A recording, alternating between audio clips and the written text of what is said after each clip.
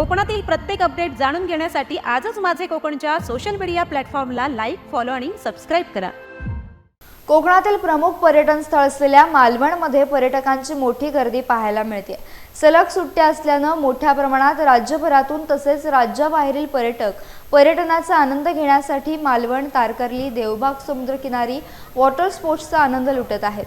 दरवर्षी हिवाळा सुरू झाला की मालवणमध्ये लाखो पर्यटक दाखल होतात। तसेच शैक्षणिक सहलीद्वारे राज्यभरातून विद्यार्थी सुद्धा मालवण पर्यटन स्थळी येतात। सिंधुदुर्ग जिल्ह्यातील मालवणच्या दांडी किनाऱ्यावर scuba diving, riding, parasailing, water sports या पर्यटकांच्या अधिक पसंतीसाठी ठरत आहेत।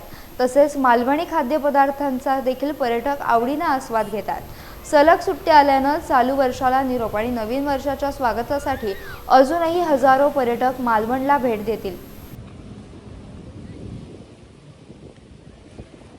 नमस्कार, आम्ही वसईवरून आलेलो आहोत। खरं तर आम्ही गोव्याला गेलो, त्याच्यानंतर सिंधुदुर्गचं नाव ऐकल्यामुळे आम्ही सिंधुदुर्ग किल्ला बघायला आलो।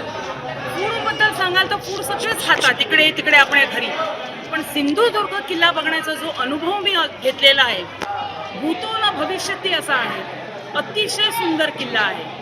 तिथे पाऊल टाकल्यानंतर वाटते की महाराजांचा प्रत्यय येतो, त्यांचा वावर तिकडे आहे। कितीतरी सुंदर वस्तू आहे ज्या अजूनही व्यवस्थित सांभाळलेल्या आहेत। इतिहासामध्ये हा किल्ला बघितल्यानंतर खूप भर आली।